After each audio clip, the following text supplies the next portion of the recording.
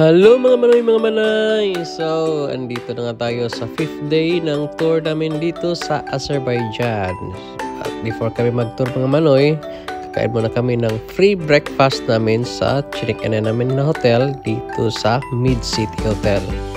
Ito pala yung menu namin for today. So, hindi siya tulad ng mga nakarang hotel namin na naka-buffet. So, yan lang pagkain namin. So, after nga ng breakfast namin at dumiretso na din kami kung saan kami gagala ngayon. Punta kami ngayon sa Furnicular dito sa Baku City pa din. So, andito na kami sa Furnicular mga manoy at bumili na din kami ng ticket namin. Yung ticket nila is worth 2 Azerbaijani or 2 manat lang each. So, ito yung nila ticket box nila.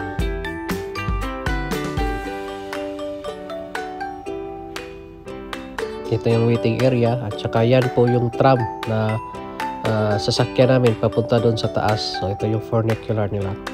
So, sa ngayon, waiting muna kami kasi hintayin nila munang marami-maraming pasahero para hindi sila lugi sa kanilang biyahe.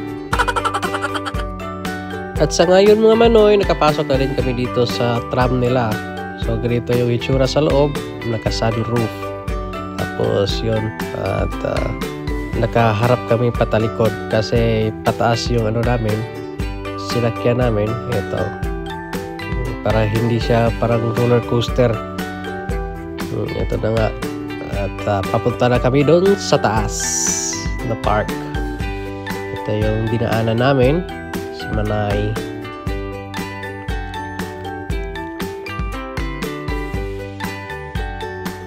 May nakasalubong pa kami isang train. So dito sa bandang to, dito sila nagsasalubong kasi nakatuwi. Pero pagdating naman sa ibang pataas na, isang way na naman para hindi sila magpangga.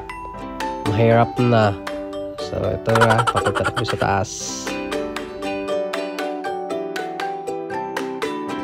Ito na yung station dito sa taas at dito na kami bababa para pupunta sa park.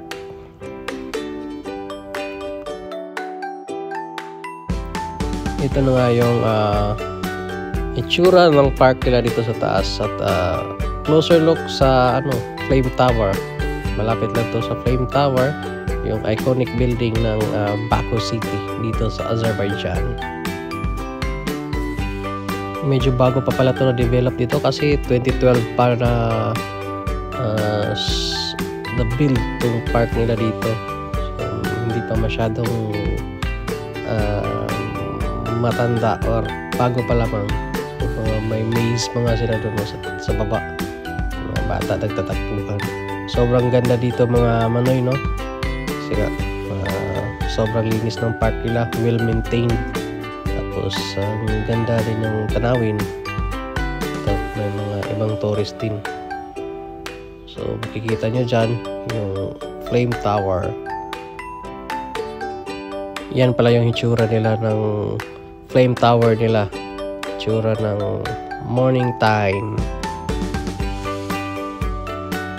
Dito sa point na ito mga manoy, at may nakakwentuhan kami mga bata kasama yung mga ina nila. Ito yung lalaki na marunong talaga mag-English. So, siya yung nakausap namin. At masaya sila nagkipagkwentuhan sa amin. Kung ano daw ginawa namin dito. Sa amin namin nag-tour lamang. For how many days ba daw. So, yun. At masaya na at maganda din naman na kapag communicate tayo sa mga ibang local dito.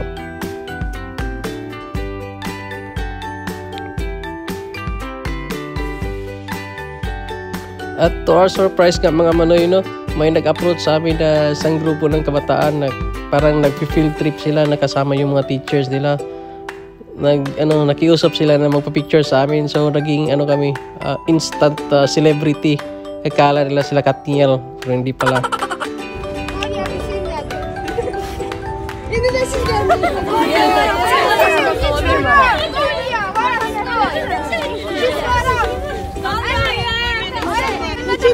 Hindi We were puzzled mga Manoy kasi hindi ko lubos akalain o hindi ko lubos maisip kung bakit sila nagpa-picture sa amin. Pero natuwa din kami. Na-appreciate na yung beauty ng Pinoy kahit ganito lang. So may pakis-kis pa sila kay Manay. Kalain mo parang celebrity talaga.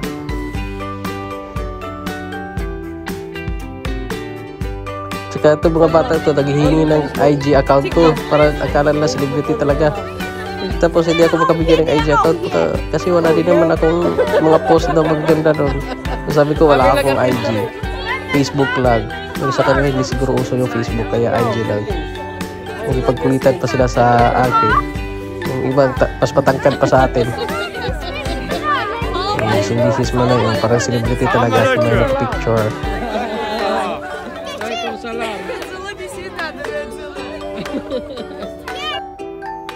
So after nga nun at naisip na din naming bumaba dito. So hindi na kami sumakay doon sa tram at naglakad na lang kami. Tinuruan kami nitong dalawang Manoy kung saan yung way pababa.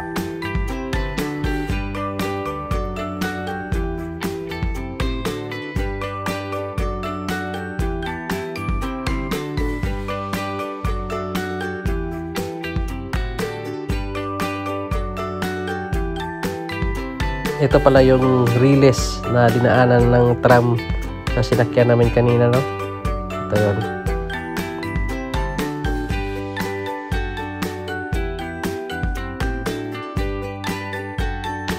Dito pala sa bandang part na to mga Manoy, medyo stricto. Kasi ito, makita nyo, may isang sundalo, isang army. Sabi niya, stop daw yung recording ko kasi highly security daw dito. Hindi ko alam kung anong meron doon. Kaya yun, stop ko muna yung recording pababa dito.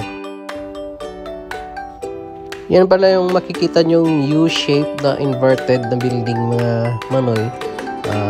Docking daw yan dyan, parang maritime nila. So after nga ng lakad namin doon, andito ulit kami pabalik ngayon sa kanilang boulevard. Pero before kami pupunta doon sa boulevard, dadaan muna kami dito sa ano nila. Papasok muna tayo dito sa carpet museum nila. Titignan natin kung anong meron dito sa museum na to. Ito na pala yung loob sa baba ng carpet museum. So bibili muna din kami ng ticket, hindi pala libre. At saka may kamahalan din, nasa 10 manat yung ano nila ticket or nasa 25 dirhams.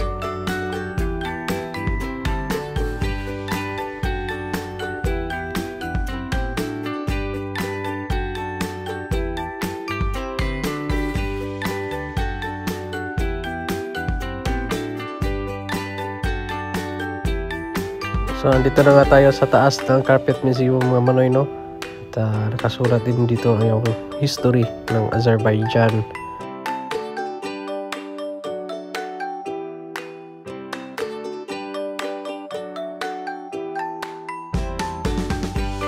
So, pinapakita dito kung paano nila ginagawa yung mga carpet nila dito. May mga iba-iba silang displays ng mga carpet nila.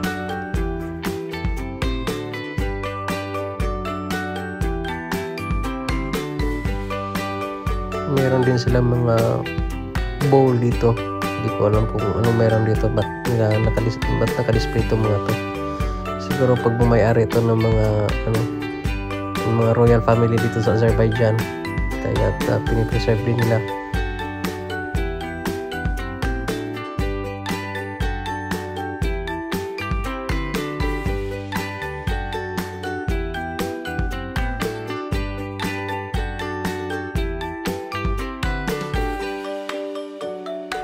Pero sa dami ng carpet na naka-display dito, hindi man lang talaga nila pinakita yung carpet ni Aladdin. Masubukan nating masakyan kung lumilipad ba talaga yon. So, ito yung loob ng Carpet Museum mga Manoy. At hanggang dito lang yung vlog natin for today. Maraming salamat sa panonood. Thank you so much.